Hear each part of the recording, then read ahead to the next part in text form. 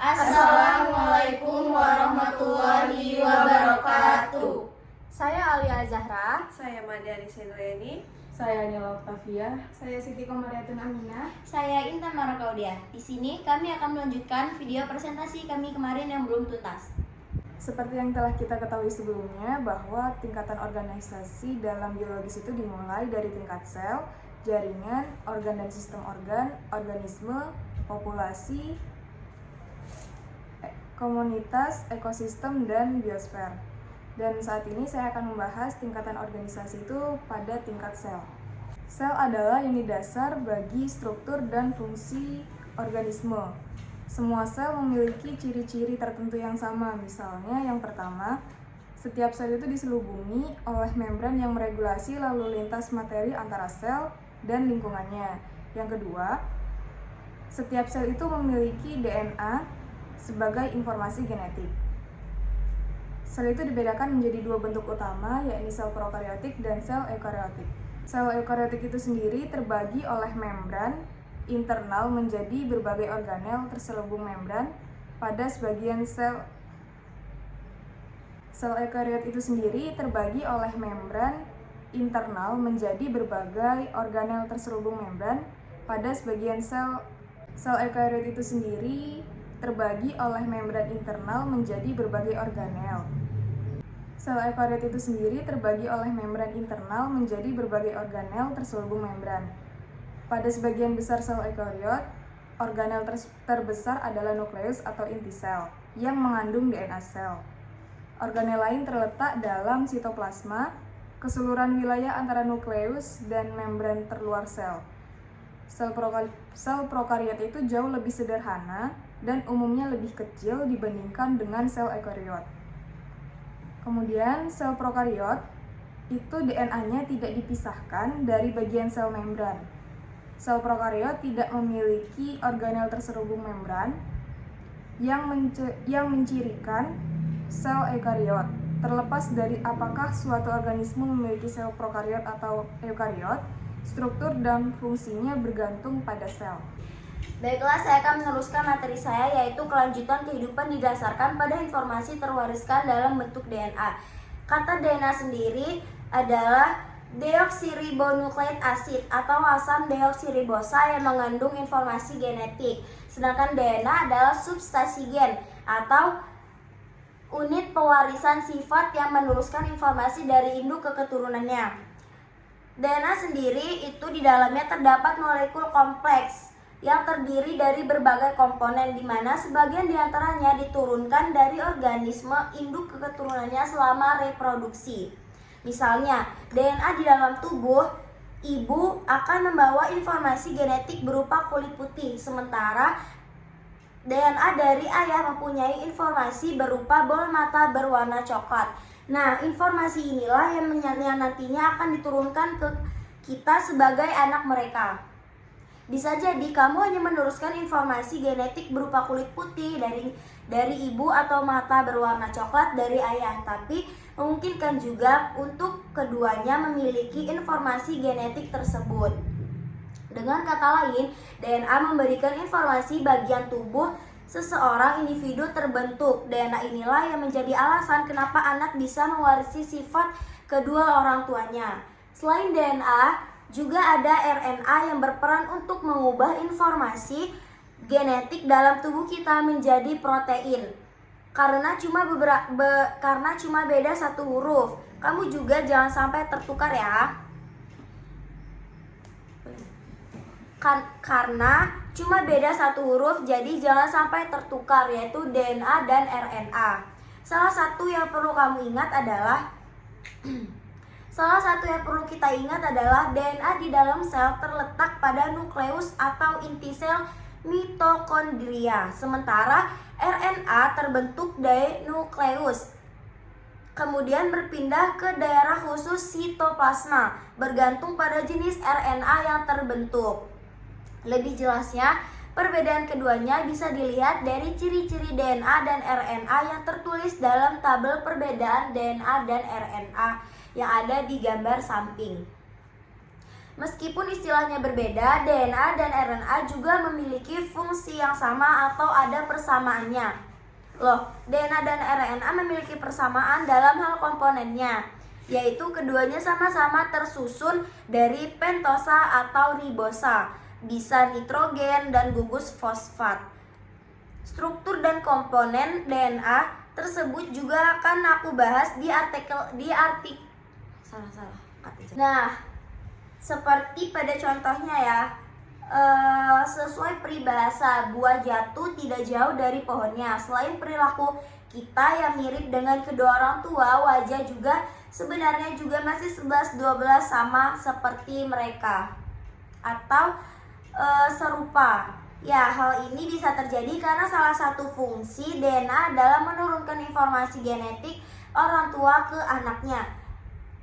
Nggak cuma itu, DNA juga mempunyai peran lain. Di antaranya, DNA membawa materi genetik yang ada di setiap sel dan bereplikasi selama pembelahan sel. Bersama protein, DNA membantu membentuk struktur tubuh, enzim, dan hormon. Lalu DNA juga menyimpan informasi genetik yang diperlukan untuk pewarisan serta memberikan instruksi dan proses kehidupan yang diteruskan melalui transfer gen vertikal. Setelah paham dan mengerti fungsinya, bisa kita lihat lagi pada contoh gambar di samping, yaitu DNA warisan orang tua mengarahkan perkembangan organisme seperti dari sel sperma. Sel sperma itu sendiri mengandung nukleus yang berisi DNA. Yang kita awali dari sel sperma itu mengandung nukleus yang berisi DNA, lalu dia membentuk menjadi sel telur. Setelah sel telur itu jadi, barulah dia membentuk lagi menjadi sel telur yang terfertilisasi dengan DNA dari kedua orang tuanya. Setelah terfertilisasi, barulah dia membentuk lagi menjadi sel-sel embrio dengan salinan DNA warisan. Baru setelah menjadi sel-sel embrio itu, setelah membentuk menjadi sel-sel embrio, barulah dia menjadi anak dengan sifat-sifat yang diwarisi dari kedua orang tuanya. Nah, replikasi DNA pada setiap pembelahan sel akan meneruskan salinan DNA tersebut ke triliunan sel kita sendiri. Jadi, DNA itu mengontrol perkembangan dan pemeliharaan keseluruhan organisme, dan secara tidak langsung semua yang dilakukan oleh organisme tersebut. Lalu, kemampuan DNA itu untuk menyimpan informasi yang berasal dari struktur molekularnya. Setiap molekul DNA tersusun atas 2 rantai panjang yang membentuk heliks ganda. Setiap mata rantai itu mempunyai setiap mata rantai itu merupakan salah satu dari keempat blok pembangun kimiawi yang disebut nukleotida tersebut. Sebenarnya DNA juga udah ditemukan sejak tahun 1869 oleh seorang ahli biologi asal Swiss bernama Johannes Friedrich Mises selama penelitiannya tentang sel darah putih. Tapi pada saat itu peran DNA dalam pewarisan genetik belum begitu terlihat. Sampai akhirnya pada 1953 James Watson dan Francis Crick dibantu oleh ahli biofisika Rosalind Franklin dan Maurice Wilkins menemukan bahwa struktur DNA adalah heliks beruntai ganda. Struktur ini berbentuk spiral yang terdiri dari 2 untai DNA yang saling melilit. Seperti contohnya pada gambar di samping. DNA merupakan polimer nukleotida, artinya rantai DNA yang berbentuk heliks ganda atau double helix. Itu terdiri atas senyawa organik nukleotida yang berulang-ulang dan tersusun rangkap. Dari gambar DNA di samping tadi, kita bisa lihat kalau setiap nukleotida terdiri dari 3 gugus molekul sebagai berikut, yaitu gula pentosa atau deoksiribosa dan basa nitrogen yang terdiri dari golongan purin atau adenin. Adenin sebagai A dan guanin sebagai G, serta golongan primidin yaitu sitosin dan C, dan sitosin sebagai C dan T timin, dan gugus fosfat. susunan dan komponen DNA yang kita tahu. Ternyata bentuk spiral itu balik lagi ke struktur molekul kimianya yang ternyata seperti yang disebutkan, salah satu penyusun DNA dalam nukleotida adalah gula deoksiribosa. Jenis gula ini kehilangan satu atom oksigen dan mempunyai 5 atom karbon. Berdasarkan gugus ketonnya, atom karbon akan menghasilkan bentuk pentagon dari segi 5. Pentagon atau segi 5. Pada informasi seperti ini, atom karbon nomor 1 akan berkaitan dengan basa nukleotida dan atom karbon nomor 5 selalu berkaitan dengan gugus fosfat. Salah satu hal yang kita ingat, DNA punya sifat antiparalel. Artinya kalau salah satu rantai nukleotidanya punya arah ke atas, nukleotida lainnya akan menuju ke bawah. Bisa dibilang rantai nukleotida dalam DNA ini mirip sama jalur lalu lintas dua arah. Mereka saling berlawanan. Karena saling berlawanan, penghitungan gula deoksiribosa nukleotidanya juga akan berlawanan, tapi aturannya tetap sama. Lebih jelasnya, kalian bisa lihat pada aturan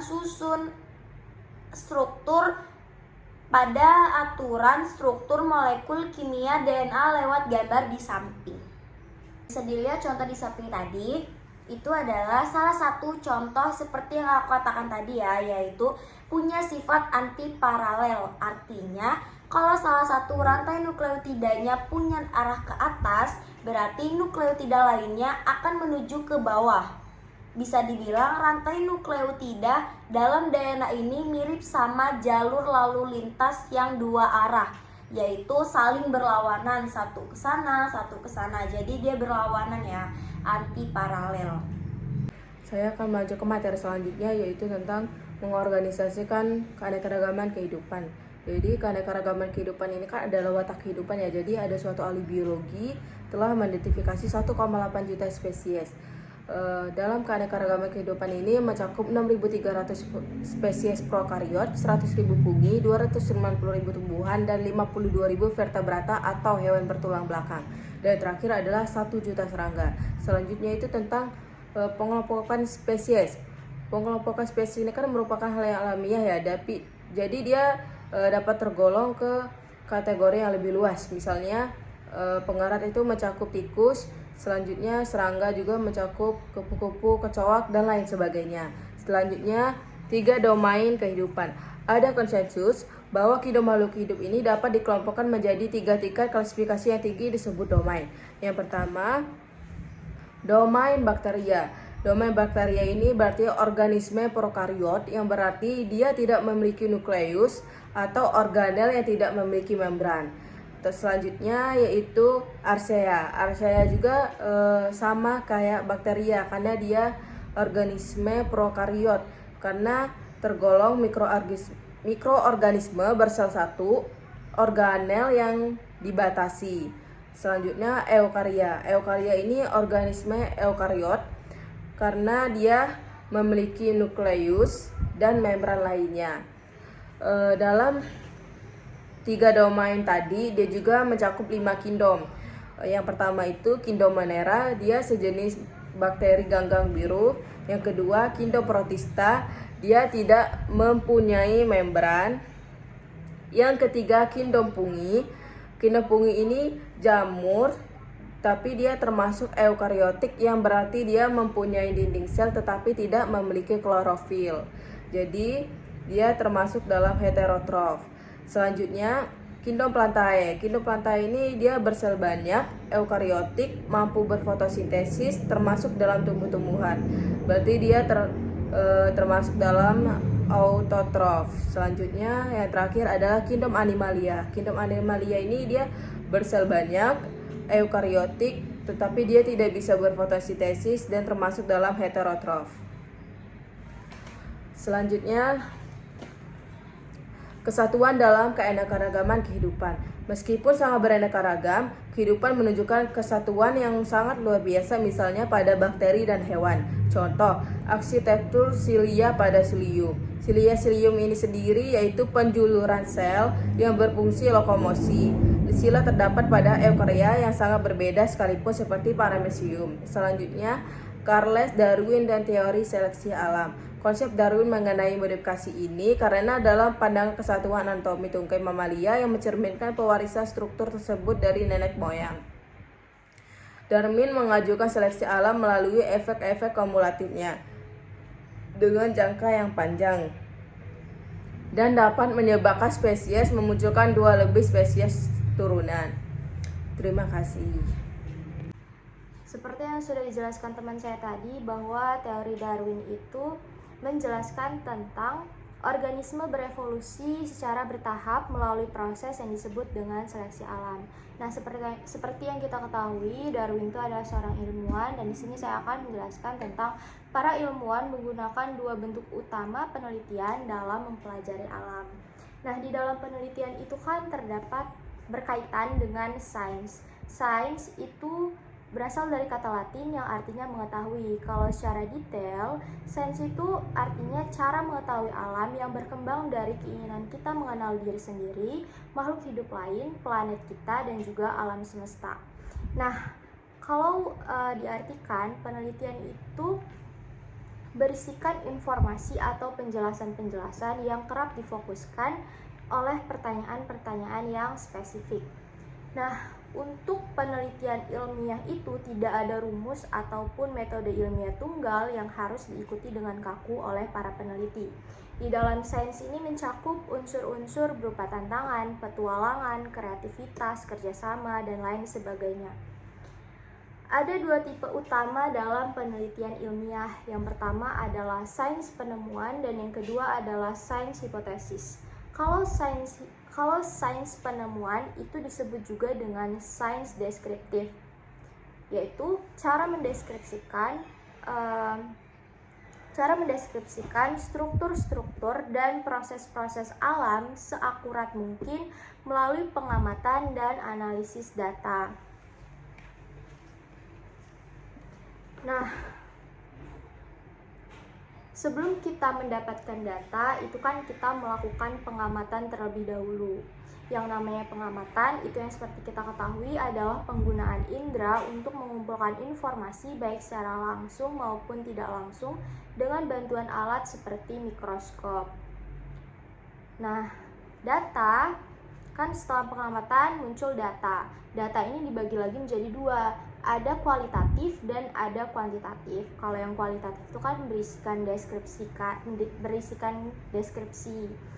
Kalau yang kuantitatif dia berupa angka, jadi melalui proses pengukuran terlebih dahulu.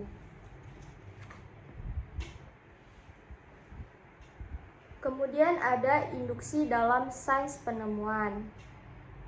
Dalam induksi ini itu dapat membimbing kepada kumpulan.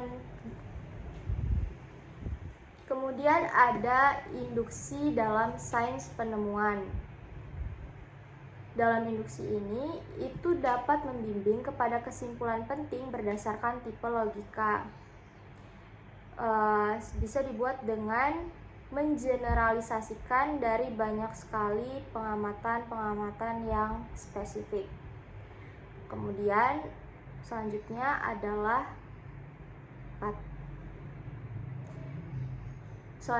adalah peran hipotesis dalam penelitian. Hipotesis itu adalah dugaan sementara. Nah, bisa juga disebut dengan penjelasan coba-coba yang didasarkan pada pengalaman dan data yang tersedia dari sains penemuan. Hipotesis ilmiah membimbing pada prediksi yang dapat diuji dengan membuat pengamatan tambahan atau melakukan percobaan. Sains berdasarkan hipotesis jelas berasal dari kecenderungan manusia untuk menemukan jawaban melalui proses coba-coba. Kemudian, kalau tadi di dalam sains penemuan itu ada induksi, kalau di dalam sains hipotesis ini ada yang namanya deduksi. Tentunya berkebalikan dengan induksi. Kalau yang induksi tadi dia mengeneralisasikan, tetapi kalau yang hipotesis yang deduksi ini dia mengubah dari general ke spesifik, dari umum ke spesifik.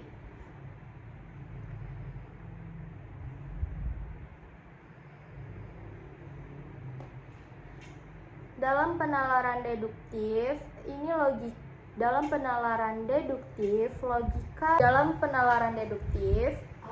deduktif biasanya berbentuk prediksi hasil percobaan atau pengamatan yang akan ditemukan jika hipotesisnya itu benar. Kayak misalnya, jika organisme tersusun dari sel, itu kan premis 1. Kemudian manusia adalah organisme, itu premis 2. Maka manusia tersusun dari sel. Prediksi deduktif pada kasus spesifik. Lanjut ke mengamati lebih dekat hipotesis dalam penelitian ilmiah. Ada 2 sifat penting dari hipotesis ilmiah ini. Yang pertama itu harus bisa diuji, dan yang kedua adalah harus bisa difalsifikasikan.